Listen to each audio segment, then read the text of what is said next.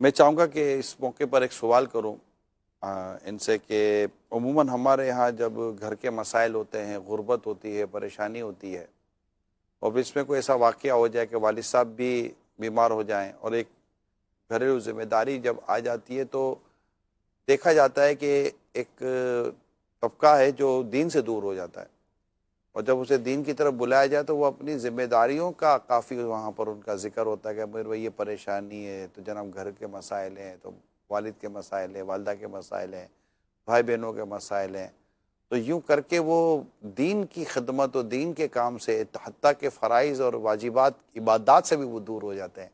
یہ بھی ایک دیکھی اور سنی ہوئی باتیں ہیں۔ تو آپ جو اس وقت اپنا جو ماضی بیان کر رہے ہیں، اس میں ظاہر ہے کہ یہ ساری چیزیں آپ کے سامنے آئیں، ایک فائنینشلی طور پر بھی اسٹرانگ نہ ہونا، پھر جاب چھوٹنا، پھر جاب، پھر جاب چھوٹنا، پھر جاب، اور پھر اس پر والد صاحب کی بیماری، ایک یہ بھی ٹریجڈی ہے، اور اس کے ساتھ ساتھ پھر گھریلو ذمہ داریاں، گھر کے بڑے ہونے کی حیثیت سے بھی، اور امی ظاہر ہے امی گھر کے کام کرتی تھیں، گھریلو کسب جو اختیار تھا اس میں بھی کچھ نہ کچھ ہمارا کنٹریبیوشن کرنا ہوتا ہوگا۔ تو یہ ساری رسپانسبلٹیز جب بندے پر آتی ہیں تو ہمارے یہاں سوسائٹی کے اندر بسا اوقات بندہ دین سے دور ہو جاتا ہے، یار یہ کام ہے، پھر یہ بھی جناب بہتر ہے، یہ بھی ایک اچھا کام ہے، یہ بھی ایک نیکی کا کام ہے۔ تو کیا آپ کیا میسج دیں گے حاجی شبیر ہمارے دیکھنے سننے والوں کو کہ ان حالات میں دین کا کام کرنے میں آگے آنا چاہیے یا پیچھے ہٹ جانا چاہیے؟ ظاہر سی بات ہے کہ دین کا کام اپنی جگہ پر، اور دین کے کام کے لیے جب بندہ نکلتا ہے نا تو اللہ پاک کی مدد بھی شامل ہو جاتی ہے، اور ایسے مددگار بھی پیدا ہو جاتے ہیں کہ جو آپ کے پھر اس کام میں تعاون بھی کرتے ہیں۔ مجھے یاد ہے کہ شاید میں مہینہ مہینہ ہاسپٹل میں رکتا بھی رہا، یعنی والد صاحب میرے ایک مہینہ کنٹینیوس، جب ان کو فالج ہوا تو ہاسپٹل میں اب رات، ظاہر ہے کہ چونکہ لڑکا یا بیٹا میں تھا تو رات مجھے رکنا ہے، دن کو والدہ رکتی، تو اس طرح والدہ دن کو سنبھالتی والد صاحب کو۔ اب فالج کے آدمی کو تو بہت ساری ضرورت ان کی پڑتی، تو وہ دن کو وہ رکتی، رات کو میں رکتا، تو یوں ہم نے ایک مہینہ بھی ہاسپٹل میں گزارا۔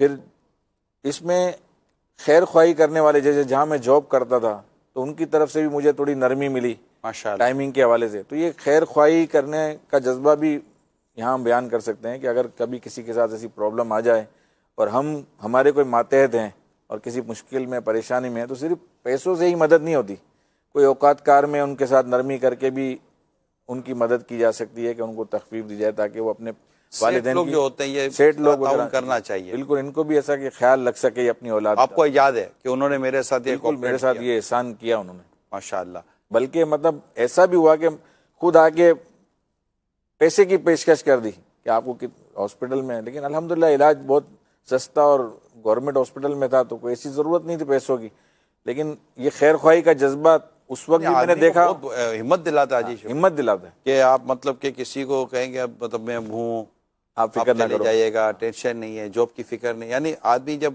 اس طرح ٹائم دیتا ہے تو اس کو یہ ڈر ہوتا ہے نوکری نہ چلی جائے، پھر پتہ چلے کہ اور تکلیف میں آ گئے، بیماری بھی ہے، پریشانی بھی ہے، اور غربت بھی ہے، اور اسی کو نوکری چلی جائے۔ اس میں اگر سیٹ بول دے یار آپ بے فکر ہو، میں ہوں، پیسے ویسے چاہیے تو لے لینا، اور تھوڑا ٹائم بھی آگے بھیجو تو ٹینشن مت لینا، او باپ رے باپ، سینہ کتنا چوڑا جائے آدمی کا یار۔ اچھا یہ جب کوئی سیٹ کرتا ہے نا اپنے ملازمین کے ساتھ، سب ٹائم وہ اپنے گھر میں شیئر کرتا ہے نا کہ میرے سیٹ نے مجھے یہ کہا، یوں کہا۔ آپ کو پتہ ہے اسے کبھی کبھی ایسا ہوتا ہے کہ جس کے ساتھ آپ نے ہمدردی کی، بھلائی کی بات کی نا، اس کے اندر سے، اس کی امی کے دل سے، اس کی بہنوں کے دل سے، یا اس کے والد کے دل سے، اس کے فیملی ممبر سے دعا نکلتی، یا اللہ اس کو سلامت رکھ، یا اللہ اس کو خوش رکھ، اللہ اس کا بھلا کرے، یوں ہوتا ہے نا، اللہ اس کا بھلا کرے۔ تو یہ جو خیر خواہیاں ہیں نا، یہ جو غم خواریاں ہیں، یہ بڑا بھلا کر دیتی ہے بندے کا یار۔ وہ میں ایک واقعہ سنا دیتا ہوں حاجی شبیر۔ ایک شخص کو فون آیا، ایک شخص نے خواب دیکھا کہ فلاں کو فون کرو اور اس کو عمرہ کراؤ۔ اچھا، خواب میں نمبر اور نام بھی دیا، وہ اٹھا تو اس نے اگنور کر دیا کہ خواب تو خواب تھا۔ اگلی رات پھر اسی طرح کا خواب آیا کہ فلاں کو فون کرو، یہ نام ہے، یہ نمبر ہے، اس کو عمرہ کراؤ. پھر اس نے اگنور کر دیا. تیسری رات پھر یہی خواب آیا کہ فلاں کو آپ فون کریں اور اسے عمرہ کرائیں، نام نمبر سب. اب جب وہ اٹھے تو نام بھی یاد ہے، نمبر بھی یاد ہے. تین راتیں تک خواب آتا رہا. تو انہوں نے امام وغیرہ سے جو ان کے تھے رابطے میں پوچھا کہ بھائی کیا کرنا چاہیے. کہا اچھا خواب ہے، عمل کر لو، کیا رہ جائے. تو کہا ٹھیک ہے. اسے فون کیا کہ آپ فلاں بول رہے ہیں. کہا میں فلاں بول رہا ہوں. تو خواب کا ذکر نہیں کیا. کہا وہ آپ سے درخواست ہے کہ میں آپ کو عمرہ کرانا چاہتا ہوں. تو سامنے والے بھائی آپ کون ہو، مجھے جانتے ہو، مجھے پہچانتے ہو؟ نہیں، بس میں آپ کو عمرہ کرانا چاہتا ہوں. اگلا بولے بھائی آپ مجھے جانتے نہیں، پہچان، مجھے دیکھا نہیں، آپ کو شاید غلط فہمی ہوئی ہوگی، کوئی نمبر غلط ہو گیا ہوگا. بولا آپ کا یہی نمبر ہے؟ ہاں یہی نمبر ہے. آپ کا یہی نام ہے؟ ہاں یہی نام ہے. کہا میں آپ کو عمرہ کرانا چاہتا ہوں. بولا آپ نے مجھے دیکھا ہی نہیں ہے. وہ بالکل جیسے نمازوں سے دور اور دین سے دور آدمی جو ہوتا ہے نا، بالکل. ہاں. کہا آپ مجھے دیکھا نہیں ہے. آپ بولا بھائی آپ بس اجازت دے دیں، میں آپ کو عمرہ کراتا ہوں، خرچہ میرا، میں آپ کو لے جاؤں گا، میں آپ کو لے آؤں گا، بس آپ مجھے اجازت دے دیں. چلو ٹھیک ہے بھائی، جب لے جانا ہے، لے آنا ہے، خرچہ بھی تم کر رہے ہو تو لے جاؤ، کیا ہے اس میں. وقت یہ ہوا، ایک جگہ پر ملاقات ہوئی. اچھا وہ جو عمرہ کرانے کے لیے آیا تھا اسے دیکھا تو واقعی یار یہ بالکل خیر اس کے لیے خواب آیا ہے، اور اس کو عمرہ کرانے کا کوئی ایسا انداز تھا نہیں جس کی ایسا آدمی بولے کہ یار کوئی ایسا نیک نظر آتا ہے آدمی. خیر عمرے پہ گئے حاجی شبیر، عمرے پہ گئے. اب عمرہ بھی ہو گیا. اب جیسے ہی وہ مسجد الحرام سے باہر نکل رہے تھے تو اس نے کہا یار بھائی جان اگر اجازت دو تو 2 رکعت نفل پڑھ لوں، پتہ نہیں پھر کب آؤں گا. اب آپ کا اللہ بھلا کرے میرے کو لے کر آئے ہو. کہا پڑھ لیں بھائی 2 رکعت نفل، تو اچھی بات ہے. تو اندر نفل پڑھنے چلا گیا. تو نفل پڑھنے کے لیے جب وہ گیا تو کچھ دیر تک تو وہ باہر ہی نہیں آیا. تو اس کو ڈھونڈتا ہوگا بھائی کدھر چلا گیا، اس کو واپس لے کے جانا ہے میرے کو گھر پر. تو اس نے جا کے دیکھا تو وہ آدمی تو سجدے میں ہے، اور سجدے میں سر جھکا کر وہ سجدے میں ہی ہے. دیر ہو گئی، سجدے سے سر ہی نہیں اٹھ رہا. اب اسے جب اس کو قریب جا کر ہلایا نا تو سجدے میں اس کی روح نکل گئی تھی. انتقال ہو گیا اس کا. عمرہ کیا، نفل پڑھے، سجدے میں سر تھا، انتقال ہو گیا. اب اس کو ہوا کہ یار یہ بس اللہ کی قدرت ہے کہ اس کا یہاں پر دم نکلنا تھا اور روح یہاں نکلنی تھی اور عمرہ کر کے نکلنی تھی، کعبے کے سامنے نکلنی تھی. اور اس کے لیے جیسے کہ یہ مجھے خواب آنا، یہ سارا بندوبست ہوا. بڑا متاثر ہوا کہ یار یہ، اب جا کر اس نے معلومات کرنے کی کوشش کی یہ آدمی کرتا کیا تھا. بظاہر ایک نیک نظر نہیں آ رہا تھا. تو پھر اس کے گھر سے اس کی بات پتہ چلی کہ یہ آدمی واقعی اس طرح کا کوئی نیکی بھرا اس کا انداز تو وہ نہیں تھا جس کو لوگوں دیکھ کر کے یہ بڑا نیک آدمی ہے. مگر اس کی ایک خوبی تھی، وہ جو غم خواری، خیر خواہی، دعائیں لینے والا جو کام ہے نا، میں اس طرف اب آ رہا ہوں کہ وہ رات کو جب گھر آتا نا کام کاج سے فارغ ہو کر، تو جب گھر کے لیے آدمی جب آتا ہے رات کو تو صبح کے لیے ناشتہ اور رات کے لیے کچھ کھانا، کچھ سودا وغیرہ لے کر آتا ہے. تو وہ 2 تھیلیاں بناتا تھا. ایک تھیلی اپنے گھر کے لیے لاتا تھا اور ایک تھیلی اپنے پڑوسی کے لیے لاتا تھا.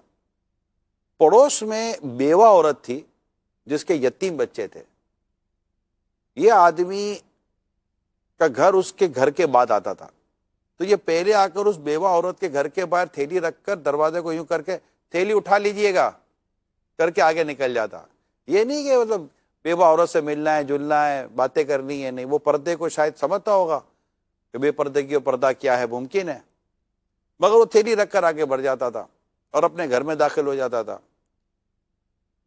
اس کی بیوی کہتی ہے کہ میں دروازہ کھلنے کا سنتی تھی، جب بیوہ عورت دروازہ کھولتی تھی، دروازہ کھلنے کا سنتی تھی، اور جب وہ تھیلی اٹھاتی تھی نا تو یہ کہہ کر اٹھاتی تھی کہ یا اللہ اس کا خاتمہ بالخیر کرنا، اس کا خاتمہ ایمان پر کرنا، اس کا خاتمہ اچھا کرنا. سبحان اللہ، مجھے لگتا ہے کہ اس بیوہ عورت کی دعا میرے شوہر کے حق میں قبول ہو گئی.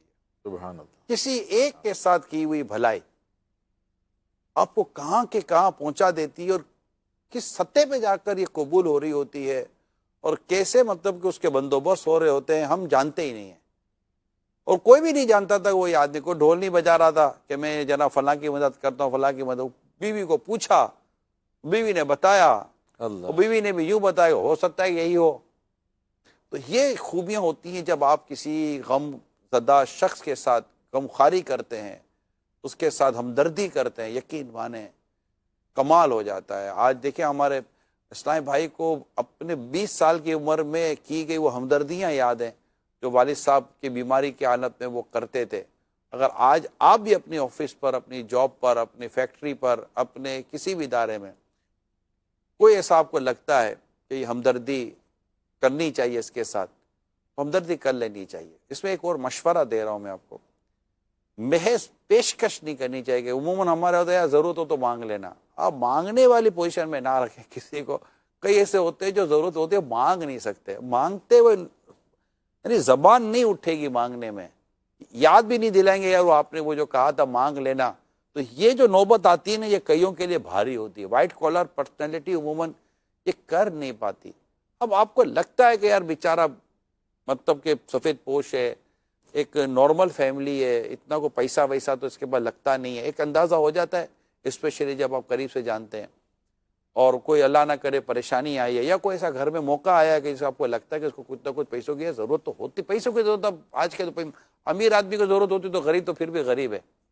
تو میری اس میں آپ کو درخواست یہ ہے کہ آفر کرنے کے بجائے کہ ضرورت ہو تو مانگ لینا یا ضرورت تو نہیں ہے, اب اگلا نہیں بول سکے گا, وہ واقعی نہیں بول سکے گا.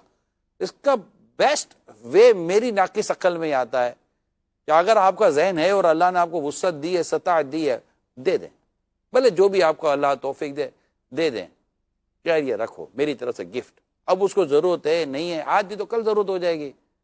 جب ہوں گے تو کام بھی آ جائیں گے. یعنی پیسہ کام آنے والا ہوتا ہے, یہ عمومی طور پر میں آپ کو عرض کر رہا ہوں. تو اگر کوئی ایسا آپ کو نظر آتا ہے تو اس کو یہ کہنے کے بجائے کہ مانگ لینا, ضرورت ہو تو بول دینا, ضرورت ہو تو یہ یار ہر آدمی بول پاتا ہے یہ ضروری نہیں ہوتا. تو اللہ خیر فرمائے. آگے